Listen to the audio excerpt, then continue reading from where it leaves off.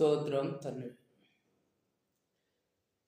దేవుడు మంచివాడు, మహోన్నతుడు, సర్వశక్తిమంతుడు, సర్వాధికారి. తన శ్రేష్టమైన నామములను బట్టి కృతజ్ఞతాస్తుతులు స్తోత్రాలు చెల్లిస్తూ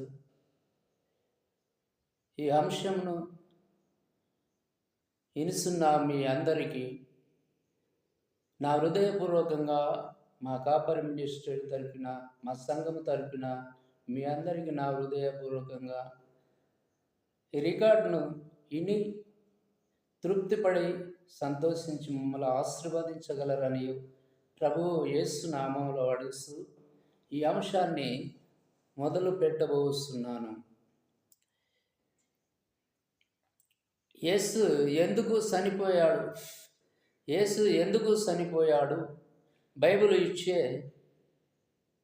జవాబు ఏంటి అంటేను, ప్రభు యేసుక్రీస్తు ఈ లోకానికి రావడము, ఆయన మరణించడము, తర్వాత ఆయన ఎందు నిమిత్తము ఈ లోకానికి వచ్చి మరణించాడన్న విషయాన్ని మనం చాలా లోతైన వచనాలను జ్ఞానము చేసుకోవాలి. మనుషుల పాపాల క్షమాపణ, శాంతి జీవితమును పొందుకొనుటకే యేసు చనిపోయాడని అపోస్తలుడు పౌలు గారు రోమా పత్రిక 6వ అధ్యాయము 23వ వచనంలో సెలవిస్తున్నాడు. అలానే అదే అపోస్తలుడైన పౌలు గారు ఎఫెసీయులకు రాసిన పత్రిక 1వ అధ్యాయము 7వ వచనంలో, అంతేకాదు ఆయన చనిపోవడం ద్వారా ఒక మనిషి ఆత్మతత్వమైన కష్టకాలము కూడాను దేవుని నమ్మకముగా ఉండవలసిన నిర్ణయింపబడి ఉన్నదని పౌలు ఎబ్రీ పత్రిక 4వ అధ్యాయం 15వ వచనంలో సెలవిస్తున్నాడు. వాస్తవముగాను యేసుక్రీస్తు ఈ లోకానికి రావడమే మానవాళి పాపము పరిహార్థ నిమిత్తము. ఆ పాపముల కోసమే కాదు, ఆ పాపములలో వచ్చు జీతము మరణము మనిషికి అనుగ్రహింపబడ్డాది. కాబట్టి ఆ మరణము నుండి, రెండో మరణము నుండి విడుదల చేయడానికి ఆయన వచ్చాడు. మొదట్లో మనము ఆయన ఆదమ ఏ పాపము లేకుండాను పరిపూర్ణంగా సృష్టింపబడ్డాడు. అంటే ఆదమ అవ్వ ఆయన సృష్టింపబడ్డప్పుడు ఏ పాపం లేకుండానే సృష్టింపబడ్డాడు. కానీ ఆ అవ్వ అల్ప విశ్వాసం ద్వారా సాతాను మాటలు విని లోబడి తినరాదు అన్న ఆ పండు ఫలమును తిని అవ్వ పాపాన్ని మనకు తెచ్చిపెట్టాలి. కానీ అంత దేవుని విధేయత చూపించడము అవి నిదానంగాను లేదా పాపం అన్నది ఈ లోకానికి వచ్చేది. అతని సంతానము నుండి మీదను ప్రభావం చూపించుతున్న ఒక మనిషి అవిధేయత ద్వారానే అనేకులు పాపములు అయ్యారని బైబిల్ చెప్తుంది. బైబిల్ చెప్పడము రోమా పత్రిక 5వ అధ్యాయం 9వ వచనములో సెలవీయబడుతుంది. హల్లెలూయా. యేసు కూడాను పరిపూర్ణుడై కానీ ఆయన ఏ పాపము చేయలేదు. ఆయన దేవుని కుమారుడు సాష్టంగాను పరిశుద్ధాత్మ శక్తి ద్వారానే ఇక్కడ 33 సంవత్సరములన్నర ఏ కలుష్యము, ఈ లోక కలుష్యమునగా పాపము అంటకుండా జీవించగలిగాడు. అదే ఆయనలో ఉన్న పరిశుద్ధాత్మ శక్తి. ఆ పరిశుద్ధాత్మ శక్తి ప్రజలకు ఆయన ఒక ప్రసాదముగా ఆయన అందరికీ పంచాడు. కాబట్టి మన పాపముల కోసం ప్రాయశ్చిత్తము బలిని అర్పించబడిన ఆయన అర్పుడై ఉన్నాడని మొదటి యోన రాసిన పత్రిక 2వ అధ్యాయం 2వ వచనములు సెలవీయబడుతున్నది. నా ప్రియ సహోదరులైన మీరందరూ ఈ వచనాలను చాలా జ్ఞాపకంతో చదివినట్టయితేను ఈ యేసుక్రీస్తు ఈ లోకానికి వచ్చి మరణాంతము ఆయన మనకు ఎలాంటి అవకాశాన్ని కల్పించాడన్నది మనం గమనించవచ్చు. ఆదమ చూసిన అదే విధేయత వలన మన మానవ జాతికి మొత్తానికి పాపము అనే మరక అంటుకున్నది. యేసు మరణము ఆ మరకను పూర్తిగా తుడిచివేయబడ్డది. శాకలివాడు తెల్లని వస్త్రములు తెల్లగా ఉతికినట్టుగా మన పాపాల నుండి ఆయన విడుదల చేశాడు. హల్లెలూయా. ఒక విధంగా చెప్పాలంటేను మానవ జాతి పాపానికి అమేస్తూ యేసు ఇష్టపూర్వకంగాను చనిపోయాడని, చనిపోవడం ద్వారానే వాళ్ళను వాళ్ళు మన కోసం ఉండిన, అందుకే బైబిల్ ఇలా చెప్పింది. ఏమని చెప్పిందంటే, ఒకవేళ ఎవరైనా పాపం చేసి తండ్రి దగ్గరికి మనకు ఒక సహాయకుడు ఉన్నాడని, ఆయన నీతి నిమిత్తుడై ఉన్నాడు యేసుక్రీస్తు అని ప్రభు, అంటే తండ్రి అయిన యెహోవా దేవుని కుమారుడు యేసుక్రీస్తు ప్రభు మన పాపాలను క్షమించడం కోసము ఉన్నాడని మనము చాలా గమనించినట్టయితేను ఇక్కడ అదే మొదటి యోన రాసిన పత్రిక 2:1 సెలవీయబడుతున్నది.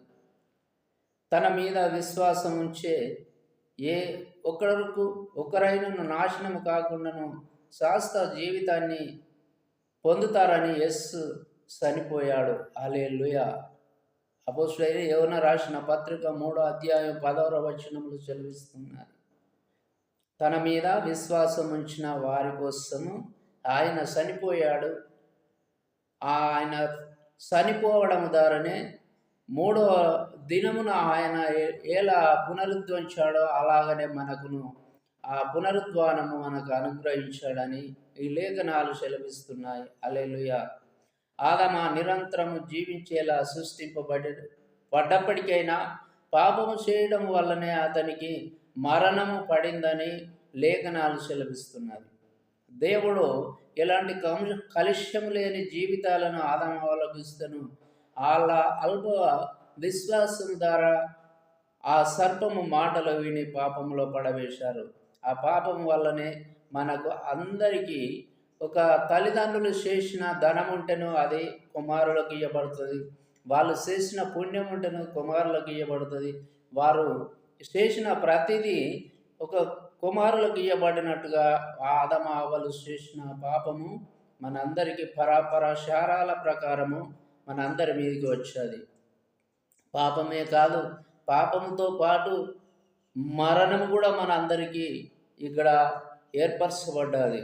అందుకే విధముగా అందరూ పాపము చేశారు కాబట్టి మరణము అందరికీ సంభవించిందని అపోస్తలుడు పౌలు గారు రోమపత్రికలో హెచ్చరిస్తున్నాడు 5:12.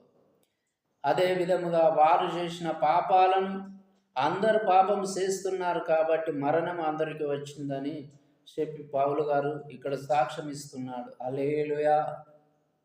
దీనికి భిన్నముగా యేసు మరణము ఆయన మీద విశ్వాసం ఉంచే వాళ్లకు పాపము మరకలను తుడిచివేయబడ్డది కాబట్టి, అంటే యేసుక్రీస్తు ప్రభు ఈ లోకానికి మన కోసము మన పాపాల కోసము వచ్చాడని మనము ఆయన పైన విశ్వాసము నమ్మకం ఉంచిన వారికి వారి మీద పడ్డ ఆ మరక, పాపం అనే మరకను బొత్తిగా తుడిచివేయబడ్డది. హల్లెలూయా. మరణ శిక్ష కూడాను రద్దు చేయబడ్డదని బైబిల్ ఇలా చెబుతున్నది.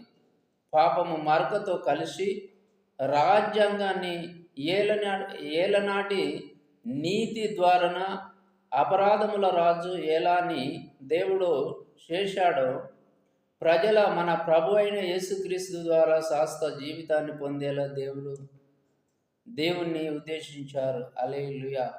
అంటే పాపము ద్వారా మరణము ఈ ప్రపంచంలో మన మీద అధికారం చెలాయించడానికి అది వియ్యబడ్డాదని చెప్తున్నాడు. ఎవరు? అదే పౌలు అయిన రోమపత్రిక 5:21 సెలవిస్తున్నది. నిజమే, మనలను ఈ రోజుల్లో ఎక్కువ కాలము జీవించినట్లు అయితే నీతిమంతులు శాస్త్ర జీవితాన్ని ఇస్తారని, చనిపోయిన వాళ్ళు పునరుద్ధానం చేస్తారని వాళ్ళు కూడాను యేసు త్యాగపూర్వకంగా మరణం ద్వారానే ప్రయోజన కారణమై పొందుతారని దేవుడు మాటిచ్చాడు. హల్లెలూయా. ఏంటి? ప్రభు యేసుక్రీస్తు ఆయన ప్రాణాన్ని త్యాగం చేసి ఈ లోకము కోసం చనిపోయిన ఆ అవకాశం మనలను ఆ పాపము నుండి ఆ మరణము నుండి విడుదల చేసిందని ఇక్కడ కీర్తనకారుడు దావీదు 37వ కీర్తన 29వ అపోస్తలుడు పౌలు గారు మొదటి కొరింథీయులకు రాసిన పత్రిక 15:22లో యేసు చనిపోయేంతగా లోపడడం ద్వారా ఎలాంటి కష్టం లేదు. శోధనలు వచ్చిన మనుషులు దేవుని నమ్మకముగా ఉండాలని చెప్తున్నాడు.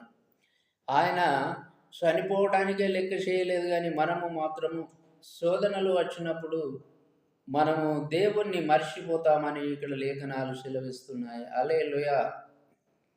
ఇక్కడ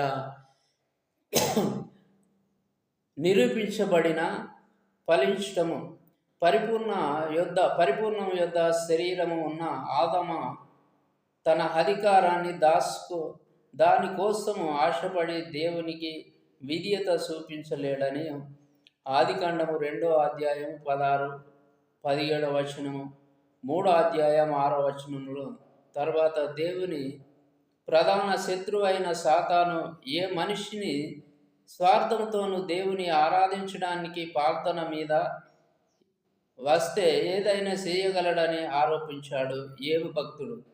ఎందుకంటేను సాతానుడు మనము దేవుని పట్ల ఆసక్తి కలిగి ప్రార్థించి ఆరాధించి ఆయన సేవ చేసే వారిలో కానీ వారిని ఆపివేయుటకే ఆ సాతాను ప్రయత్నిస్తాడని మనకు లేఖనాలు సెలవిస్తున్నాయి. అప్పట్లో పాత నిబంధన కాలంలో యోబు భక్తుల పరిస్థితి కూడా అదే.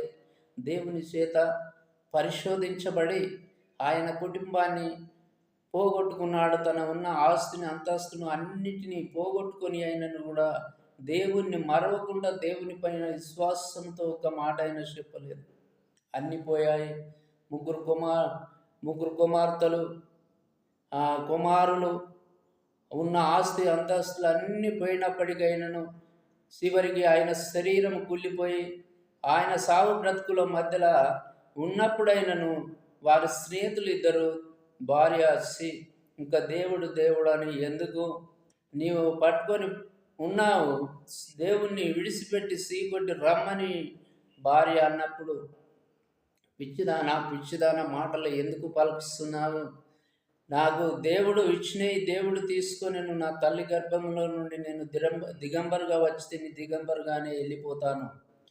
నాకు దేవుడు ఇచ్చినవి దేవుడు తీసుకొని నేను దేవునికి స్తోత్రం కలుగును గాక అన్న ఒక మాటతోనూ ఆయన 2 అంతలుగా దేవుని నుండి మళ్ళా పొందుకున్నాడు. అలాంటి విశ్వాసం కలిగి ఉండాలి. ఎందుకంటే యేసుక్రీస్తు ప్రభు కూడా మన కోసమే అలాంటి త్యాగం చేసి ఉన్నాడు కాబట్టి. ఎందుకంటేను ఈ రోజుల్లో మనము రేపు మాపో చనిపోతామని తెలిసిన మనకు బదులు ఇంకొకరు చనిపోతారని తెలిస్తే మన తండ్రి కావచ్చు, అన్నదమ్ములు కావచ్చు, తోబుట్టిన వాళ్ళు కూడా కావచ్చు, స్నేహితులు కావచ్చు, ఎవరైనా సరే మనకు బదులు చనిపోతే మనం బ్రతుకుతామంటే ఎవరు కూడా దగ్గరికి రాని పరిస్థితి. కాబట్టి ఇప్పుడు మనకు ఏమి కానీ ఆ యేసుక్రీస్తు ప్రభు మన కోసం చనిపోయాడన్న విశ్వాసము తన పైన ఉంచి ఆయన పట్ల మనము ఆరాధనలు కీర్తనలు మనము చేసినట్టయితేను మన విశ్వాసాన్ని బట్టి ఆయన మనలో మన పాపముల నుండి మన మరణము నుండి పునరుద్ధరించుటకు అవకాశం కల్పించాడు. హల్లెలూయా. కానీ పరిపూర్ణత మనిషిని యేసు అవమానకారణమైన బాధ్యకారమైన మరణించిన అనుభవిస్తున్నప్పుడు కాడు.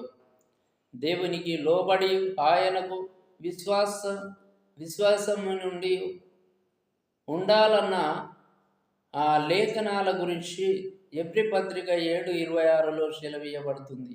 అదేవిధముగా ఎలాంటి కష్టాలు లేదా శోధనలు వచ్చిన మనలను దేవునికి నమ్మకముగా ఉండగలగాలని యేసు తిరిగి లేచిన విధంగాను నిరూపింపబడాలని యేసుక్రీస్తు కోరుస్తున్నాడు. కనుక నా ప్రియ సహోదరులారా, మనము మన కోసం చనిపోయిన యేసు పైన విశ్వాసం కలిగి జీవించాలి. ఆయన మన బలులు కోరడం లేదు, మన ఆస్తులు కోరడం లేదు, అంతస్తులు కోరడం లేదు, మన నుండి ఒక నయ పైసైన ఖర్చు కోరలేదు. కానీ కేవలము ఒక విశ్వాసము ఆయన పైన నమ్మకం ఉంచి ఆరాధన చేయమని చెప్పాడు. అంతే. కేవలము యేసు మరణమును గురించి ప్రశ్న, మనలను విడిపించేవాడు యేసు ఎందుకు అంతగా బాధపడి చనిపోవలసి వచ్చింది? దేవుడు మరణశిక్ష రద్దు చేసి సరిపోతుంది కదా అంటున్నారు. ఇక్కడ ప్రశ్న ఏంటంటే, దేవుడు మన కోసము, మనస్సుల కోసము చనిపోవలసిన అవసరం ఏమున్నది? ఆయన కేవలం రక్షించి సరిపోద్ది కదా దేవుడే అన్న విషయాన్ని కానీ మనకు ఆయన అలా చేస్తే దేవునికి తండ్రి అయిన యెహోవాకు విరోధముగా చేసిన వాడు అవుతాడు. కాబట్టి ఆయన ఈ లోకానికి రావడమే చనిపోవడము. ఈ యోధ కాలానికి ఆయన చనిపోవడం ద్వారానే అందరికీ నిరూపించబడటానికే ఆయన చనిపోయాడు. అలా చేస్తే మాట మేరకును చేస్తే దేవుడని అనేవాళ్ళే కానీ దానిపైన గౌరవ మర్యాదలు ఉండేటివి కావు. అంటే ఒకరి కోసం ఒకరము అలా మనుషులమైన కూడా మనము గౌరవము కలిగి ఒకరిపైన ఒకరికి ప్రేమ కలిగి జీవించాలి. యేసుక్రీస్తు ప్రభు మన కోసం ఎలా చనిపోయాడో అలాగా మనము కూడా ఒకరిపైన ఒకరము ప్రేమ కలిగి జీవించాలన్న ఉద్దేశం మనుషులకు కలగాలని ఆయన చేశాడు ఆ త్యాగాన్ని. పాపము వల్ల వచ్చు జీతమే మరణము అని దేవుడు నియమం పెట్టాడు అని అపోస్తలుడు పౌలు గారు ఇక్కడ 6వ అధ్యాయం 23 రోమపత్రిక 6వ అధ్యాయం 23వ వచనంలో సెలవిస్తుంది. అనినియము ఆదామ తెలియజేసిన తనకును అవిధేయత చూపించిన మరణ శిక్ష పడుతుందని దేవుడు చెప్పాడు. ఆదికాండము 33లో ఆదామ హవ్వలను శపించి వారిని చేసిన పాపాల ద్వారా మరణానికి అప్పగించాడు. ఆదమ పాపాలు చేసినప్పుడు ఆదమ అబద్ధం ఆడలేదు, కానీ దేవుడు తన మాట నిలబెట్టుటకే ఆయన ఈ కార్యక్రమాన్ని చేశాడని తిత్తు రాసిన పత్రిక 1-2 వచనంలో సెలవీయబడుతున్నది. హల్లెలూయా. అలా ఆదమ పాపానికి కాదు కానీ దానివల్ల వచ్చే జీతమే అంటే మరణం కూడాను తన సంతానానికి వారసత్వమును తెచ్చిపెట్టాడు. హల్లెలూయా. పాపము వల్ల వచ్చు మనుషులకు మరణశిక్ష అల్పులైనప్పటికైనా దేవుడు వాళ్ళ పట్ల అపరాధములు చూపించుటకు ఆయన చనిపోతాడని చెప్పి పౌలు గారు ఎఫెసీ రాసిన పత్రిక 1వ అధ్యాయం 7వ వచనంలో సెలవిస్తున్నారు. వాళ్ళను విడిపించడానికే పరిపూర్ణుడైన యేసు పంపించడం ఆ ఏర్పాటు ద్వారానే అంటూ న్యాయాన్ని ఇటు కనికరములను ఆత్మతోను స్థానములో ఉంచాడు. యేసు ఎప్పుడు చనిపోయాడు మరి? ఇంతకు యేసు యూదుల పస్కా పండుగ రోజు సూర్యోదయం నుండి 9 గంటలకు నుండి అంటే మధ్యాహ్నం దాదాపు 3 గంటలకి చనిపోయాడని మార్కు సువార్త 15వ అధ్యాయం 33వ వచనం నుండి 37వ వచనం వరకు సెలవిస్తున్నాడు. హల్లెలూయా. అదాని క్యాలెండర్ ప్రకారము అది సాయంత్రం 3:33 ఏప్రిల్ 1 శుక్రవారం రోజున యేసుక్రీస్తు శిలువకు వేయడం జరిగిందని చెప్పి ఈ క్యాలెండర్ ప్రకారము మనము తెలియపరచబడతాను. యేసు చనిపోయాడు. ఎక్కడ చనిపోయాడు? యేసును కపాలము స్థలానికి అని పిలువబడిన చోటికి వేలాడదీశారు. ఇబ్రి భాషల్లో దాని గొలేతు అని పిలిచేవారని యోన రాసిన పత్రిక 19:17-18 వచనంలో సెలవిస్తున్నారు. యేసు రోజుల్లో ఆ స్థలము యెరూషలేము నగరం ద్వారా బయట ఉండేది అని ఎబ్రి పత్రిక 13:12లో బహుశా ఆ స్థలము ఒక కొండ మీద ఉండవచ్చు. అందుకే యేసును వేలాడ చేయడానికి కొంతమంది దూరంలో నిలబడి చూస్తున్నారు. బైబిల్ చెప్పటం మార్కు 15:40లో అయితే ప్రస్తుతము ఇది ఎక్కడ ఉందో మనకు ఖచ్చితంగా తెలియదు. యేసు ఎలా చనిపోయాడు? యేసు శిలువ మీద చనిపోయాడు. చాలామంది నిమిత్తులు కానీ బైబిల్ ఇలా చెప్పుతుంది. ఆయన తన తన శరీరముతో మన పాపాలను మాను మీదను భరించుటకే చనిపోయాడు అని మొదటి పేతురు రాసిన పత్రిక 2:24. పవిత్ర గ్రంథము వాక్యాన్ని సత్యము యేసు దేని మీద మరణించాడో చెప్పడానికి బైబిల్ రచయితలు శాస్త్రంగా లోపించుతున్న పదాలను ఉపయోగించారు. ఆ పదాలను నిలుపుగా ఉన్న ఒక కొయ్యను లేదా కొయ్యనందు సూచిస్తున్నాయని చాలామంది విధిస్తూ చెప్పారు. యేసు మరణము ఎలా జ్ఞాపకం చేసుకోవాలి? యూదులు ప్రతి సంవత్సరం జరుపుకునే పస్కా పండగ రోజే రాత్రి యేసు తన అనుచర్యులతో ఒక ఆచారాన్ని ప్రారంభించాడు. ఇలా ఆజ్ఞాపించినను గుర్తించుకోవడానికి దీనిని చేశాడు అని మొదటి కొరింథీయులకు రాసిన పత్రిక 11వ అధ్యాయం 24వ వచనంలో కొన్ని గంటల తర్వాత ఆయన చంపబడ్డాడు. బైబిల్ రచయితలు యేసు పస్కా రోజు అర్పించే గొర్రెలతోనూ పోల్చారు. యేసుక్రీస్తు ప్రభును బలిగా ఒక గొర్రెలుగా సంవత్సరానికి ఒక పస్కా పండగ దినములో గొర్రెలను ఎలా బలిస్తామో అలాగా మనుషుల పాపాల మరణాల కోసం యేసుక్రీస్తును బలి ఇచ్చినట్టుగా ఇక్కడ గమనించవచ్చు.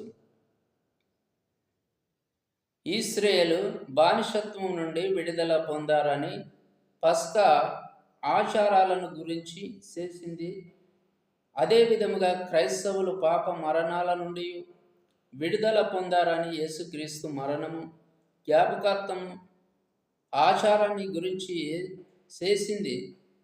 ప్రతి సంవత్సరము పస్కా చంద్రమాన్య క్యాలెండర్ ప్రకారము నిశ్చితంగా 14 జరుపుకునేవాళ్ళు. ఆ విధంగా తొలి క్రైస్తవ జ్ఞాపకార్థము ఆచారాలను సంవత్సరానికి ఒకసారి జరుపుకుంటున్నారు. హల్లెలూయా.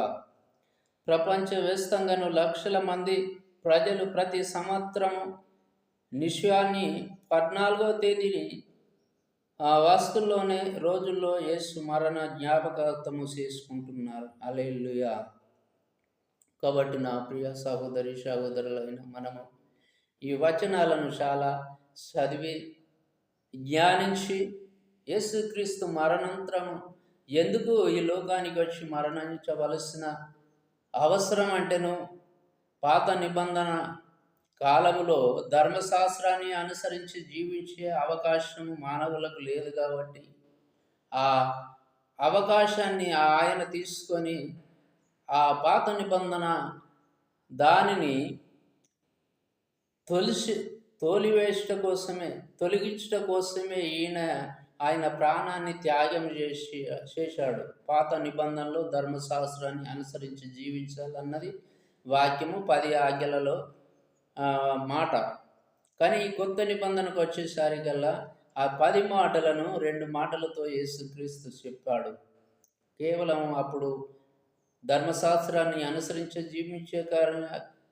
జీవించేవారే కానీ ఇప్పుడు మాత్రము ఈ కొత్త నిబంధన కాలంలో ఎప్పుడైతే నేను మీకోసము మరణించానో అప్పటి నుండి నా పైన విశ్వాసము కలిగి జీవించడమే సరిపోతున్నదని చెప్పాడు.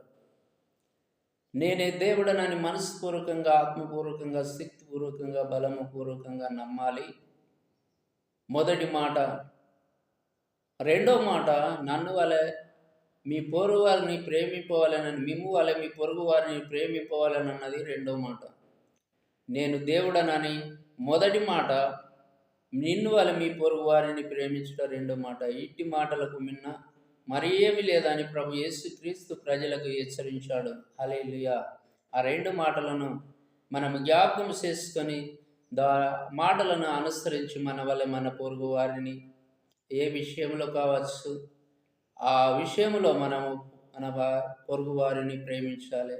దేవుడు యేసుక్రీస్తు మన కోసం లోకానికి వచ్చాడని నమ్మి ఆయన పట్లను మనము మన హృదయంలో అవయాలతో, మన హృదయముతో నిజమైన దేవుడు యేసుక్రీస్తు ప్రభు అని పలికించాలని నా మనసుపూర్వకంగా నా ప్రియ సహోదరులందరికీ నేను మనవి చేసుకుంటున్నాను.